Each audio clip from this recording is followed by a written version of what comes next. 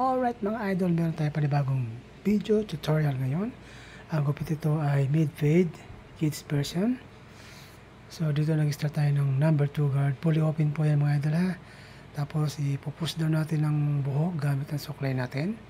Ayan, number 2. Tapos dito ibang style ang ginawa natin. No? Nagupit muna tayo. Gumamit muna tayo ng gunting sa ibabaw at sa gilid. Pinuwasan muna natin. Kasi i-groom natin ng konti bago natin ituloy yung gupit niya. Para makita na agad natin itsura ng gupit niya habang ginugupitan natin siya.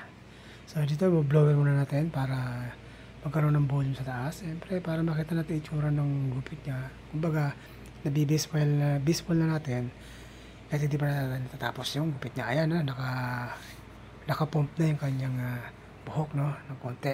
Tapos pasadaan ulit natin ng number 2 guard kasi yung bandang likod medyo naiwan pa. Ayan, nililinis ko lang para pag nagpalit tayo ng guard. O yan, number 1.5 guard naman tayo ngayon. Fully open din yan mga idol ha. Basta lagi tayo mag-start ng fully open. Ayan, para makita natin yung ating base. Bali dito nagbe-base pa lang tayo. Tapos gumamit na tayo ng number 1 guard. Naka-close, tapos halfway, and then fully open hanggang dun sa taas na. Ayan. Kita nyo ha, medyo mabilis yung transition natin dyan. Tapos naka 0.5 na tayo na guard. Close, mid halfway, and then open. Tapos gamitin agad natin ng trimmer, yung bandang ibaba para malinis sa kagad.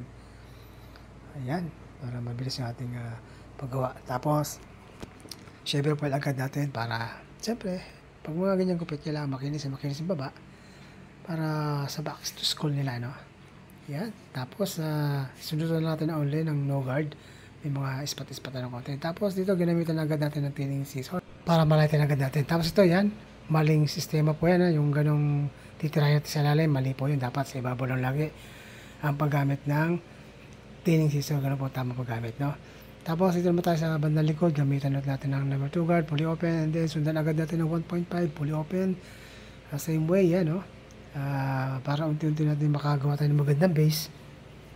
So kaya pag nag-blending tayo mamaya hindi tayo mahirapan. Ito naman naka number 1 guard na tayo dyan. Naka fully open tayo. Sagad natin hanggang taas yung fully open ng number 1 natin. And then close yan sa may bandang gitna. Yan. Tapos halfway para magkaroon ng blending. Yan. And then dito nagawa tayo lang 0.5 guard. Kasi na kayo, medyo inantok na ako ha. Alas 12 na kasi. Okay, tuloy tayo. Baka fully open tayo dyan ng 0.5 guard. Ayan. Para makita na natin yung transition. Tapos, no guard na tayo. Naka fully open tayo dyan. Sa banda ibaba. Tapos, halfway. Ayan. Para magkaroon ng blending at transition ulit. No? Ayan. Tapos, ginamit na. Nag-close na tayo dito.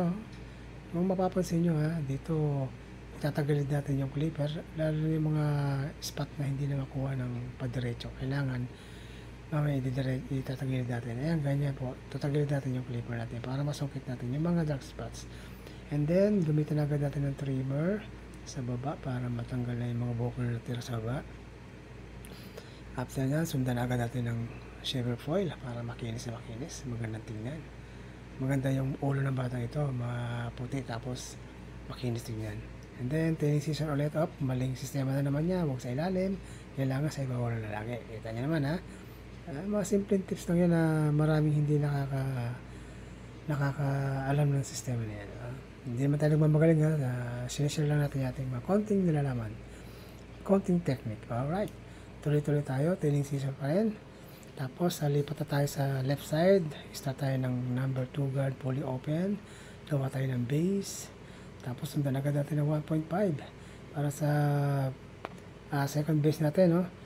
Tapos, sundan agad natin ng number 1, fully open. And then, halfway. Tapos, close. Ayan, para makita natin yung itsura ng gupit natin mamaya. Alright, tapos, sundan agad natin ng 0.5 guard. Fully close. Tapos, halfway and then open. Minsan, pabalik-balik yung ating style. Minsan, naka-fully open tayo. Minsan, naka-fully close muna. Nasa sa'yo naman yan. Basta yung kalalabasan ay ganun pa rin. Importante yung result. Tapos kanya-kanya sistema lang yan eh. And then, dito, naggamit na ng trimmer sa baba. Tanggal natin mga natirang buhok. And then, sundan agad natin ng shaver foil para makinis na makinis. No? Maganda yung balat ng batang ito eh. Makinis, maputi. Tapos, mag-details tayo ng ahit. Ayan. And then, gamitin natin ng konting gunting sa mga tira-tira niyong gilid dyan sa ibabaw. Medyo detail lang natin ng konti yung gilid niya para mas magandang tingnan. So dito pagpagana natin at tayo patapos na mga idol, and pagkatapos yan tayo magmo-montage. Alright, ayan, kita nyo na yung resulta ng ating gupit mga idol ha, para okay na okay. So ayan, tapos na tayo magupit. Kita nyo na itsura ng kanyang gupit, oh. Okay na okay ha, gwapong gwapo na ulit. Ready to box school na. Thank you mga idol.